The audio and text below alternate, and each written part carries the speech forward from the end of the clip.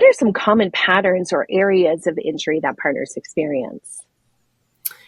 So when I'm working with betrayed partners, around the sexual injury, I often like to kind of talk about common experiences that I see betrayed partners have. And it doesn't mean that there aren't way more than these, okay? But I kind of see some common patterns show up over and over and again. And so one of these would be a relationship. I call it the normal sex life.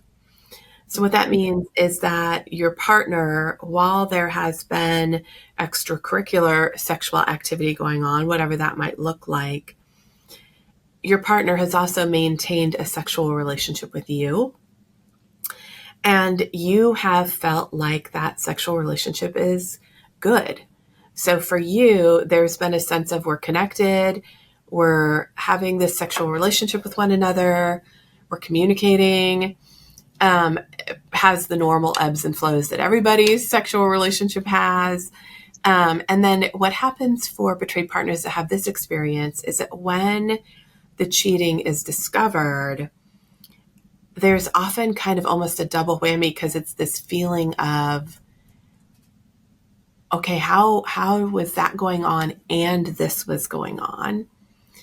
And there was no sign of this over here. So I think for those who have this experience of what I call the normal sex life, there's almost more confusion about how did this double life go on like this and not affect this? And there's a lot of damage and a sense of almost like you can have a feeling of shame that you were engaged sexually with this person and being vulnerable with this person and being playful with this person and putting yourself out there with this person all the while that they were cheating on you.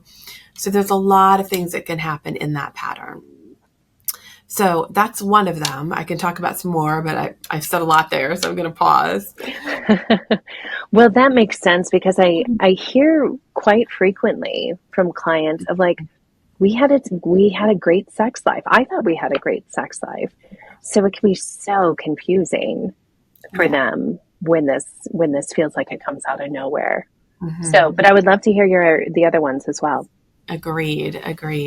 So another common pattern would be being in a relationship where the sex has really just kind of dried up and gone away. And you, as a betrayed partner, are interested in sex and wanting sex, but your partner is not interested in sex. And they've slowly kind of that's waned and gone away, and they are not interested. And a lot of times what I see happen for these betrayed partners is they have made the assumption that the person who is not interested in sex in the relationship has a low libido. They've kind of assumed they just must not be interested in sex. They must not have a very high sex drive. They've kind of created reasons for it in their mind.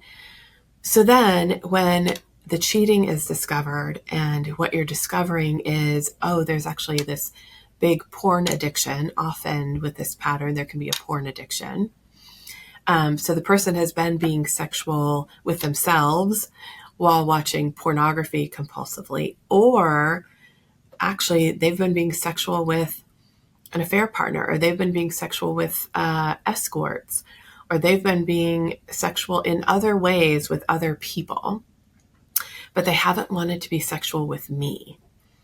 And what happens for betrayed partners in this dynamic is that the rejection feels so personal. And always in betrayal, there's rejection. We always feel like, because it is choosing somebody or something other than us.